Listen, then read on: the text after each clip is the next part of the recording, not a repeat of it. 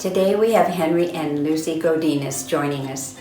Henry is a professor of theater at Northwestern University where he once directed Junie B. Jones for Imagine U.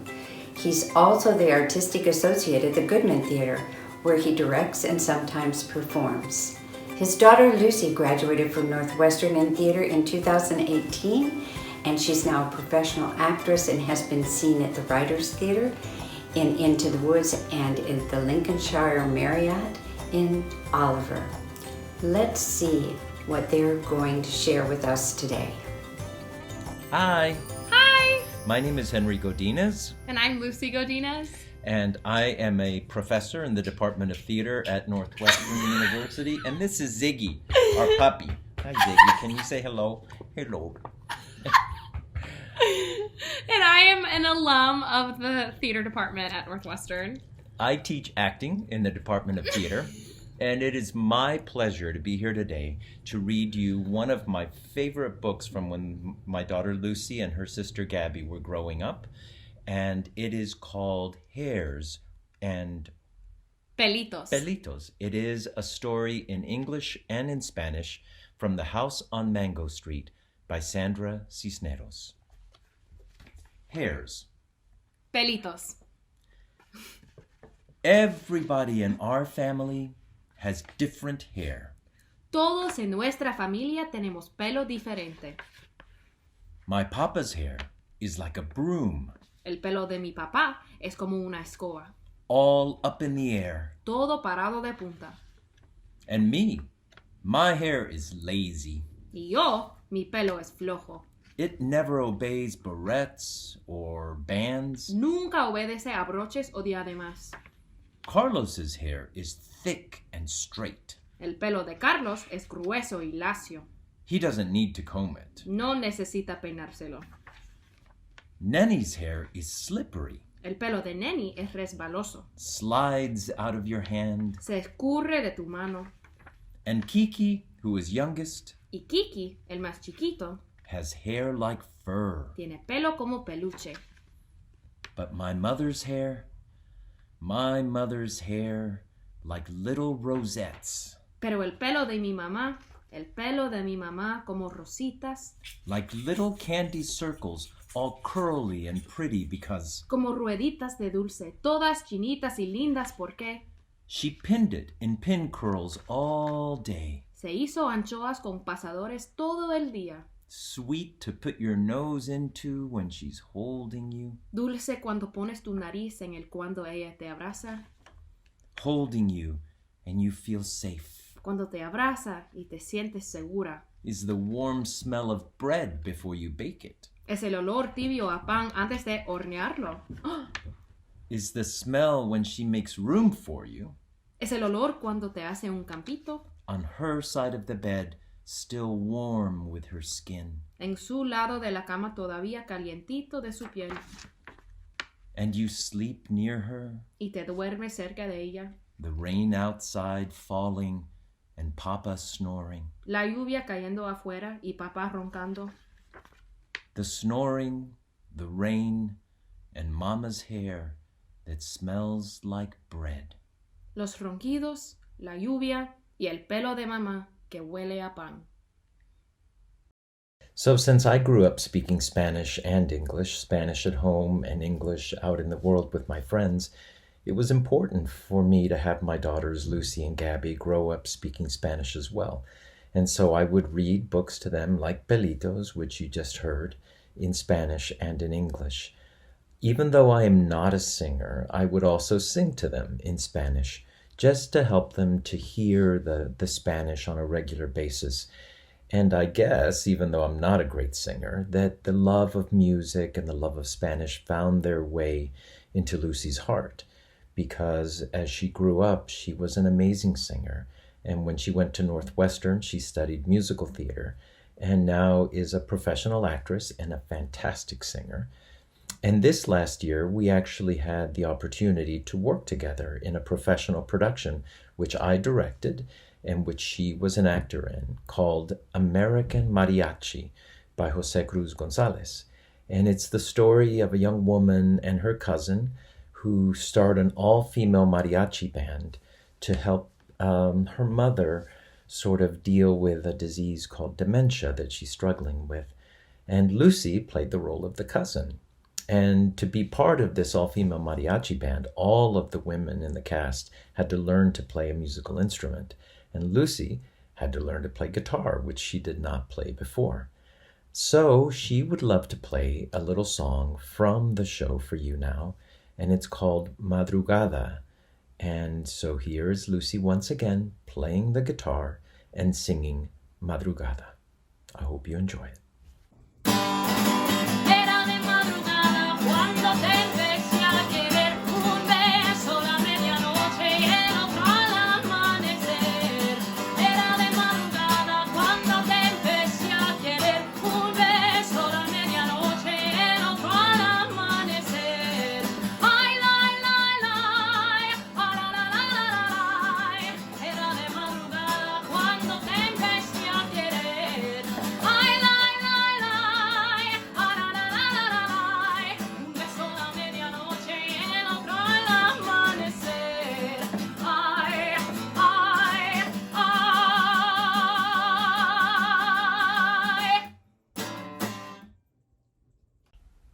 Hello again. I want to share another book with you, and it's a very special book to me. It's called The Last Stop on Market Street. And it's a special book to me because a couple of years ago, I got to direct the world premiere adaptation of this book.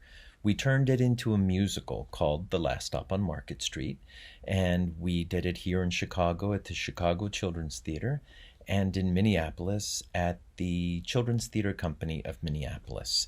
And it was a really beautiful, beautiful play, and the music is fantastic.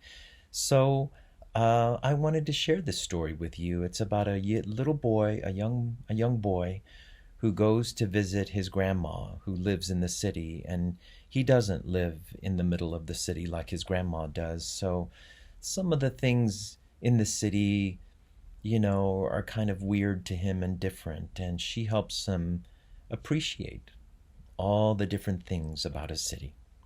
So here you go. The Last Stop on Market Street, and it is by Matt de la Peña, and the illustrations in this beautiful book are by Christian Robinson. CJ pushed through the church doors, skipped down the steps. The outside air smelled like freedom, but it also smelled like rain, which freckled CJ's shirt and dripped down his nose. He ducked under his Nana's umbrella, saying, "How come we gotta wait for the bus in all this wet?" "Trees get thirsty too," his Nana told him. "Don't you see that big one drinking through a straw?" CJ looked for a long time, but he never saw a straw.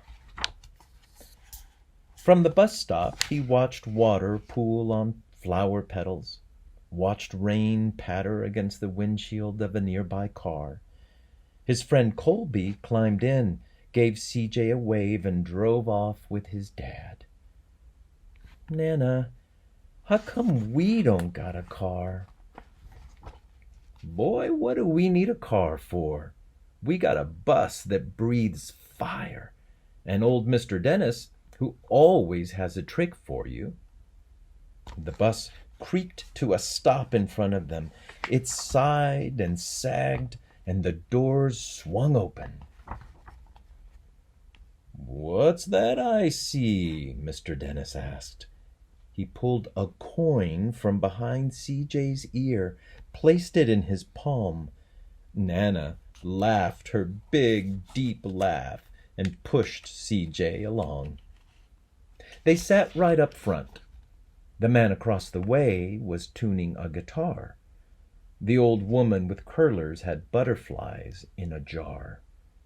Nana gave everyone a big, big smile and a good afternoon. She made sure CJ did the same. The bus lurched forward and stopped, lurched forward and stopped. Nana hummed as she knit. "How come we always gotta go here after church?" CJ said. "Miguel and Colby never have to go nowhere." "I feel sorry for those boys," she told him. "They'll never get a chance to meet Bobo or the Sunglass Man. And I hear Trixie got herself a brand new hat." CJ stared out the window, feeling sorry for himself. He watched cars zip by one another on either side, watched a group of boys hop curbs on bikes. A man climbed aboard with a spotted dog. CJ gave up his seat. "How come that man can't see?" "Boy, what do you know about seeing?" Nana told him. "Some people watch the world with their ears." "That's a fact. Their noses, too," the man said, sniffing at the air. "That's a mighty fine perfume you're wearing today, ma'am." Nana squeezed the man's hand and laughed her deep laugh. Two older boys got on next. CJ watched as they moved on by and stood in the back. "Sure wish I had one of those," he said. Nana set down her knitting. "What for? You got the real live thing sitting across from you. Why don't you ask the man if he'll play us a song?" CJ didn't have to. The guitar player was already plucking strings and beginning to sing. "To feel the magic of music," the blind man whispered, "I like to close my eyes." Nana closed hers, too. So did CJ and the spotted dog.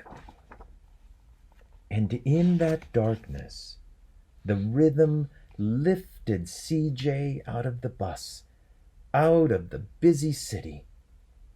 He saw sunset colors swirling over crashing waves, saw a family of hawks slicing through the air, through the sky, saw the old woman's butterflies dancing free in the light of the moon. CJ's chest grew full, and he was lost in the sound, and the sound gave him the feeling of magic. The song ended, and CJ opened his eyes. Everyone on the bus clapped, even the boys in the back. Nana glanced at the coin in CJ's palm. CJ dropped it in the man's hat. "Last stop on Market Street," Mr. Dennis called out. CJ looked around as he stepped off the bus. Crumbling sidewalks and broken down doors, graffiti-tagged windows and boarded-up stores. He reached for his Nana's hand. "How come it's always so dirty over here?" She smiled and pointed to the sky. "Sometimes you're surrounded by dirt, CJ, so you're a better witness for what's beautiful." CJ saw the perfect rainbow arching over their soup kitchen. He wondered how his Nana always found beautiful wherein he never even thought to look. He looked all around them again, at the bus rounding the corner and out of sight, and at the broken street lamps still up and bright, and the stray cat shadows moving across the wall. When he spotted their familiar faces in the window, he said, "I'm glad we came." He thought his Nana might laugh, her deep laugh, but she didn't. She patted him on the head and told him, "Me too, CJ. Now, come on."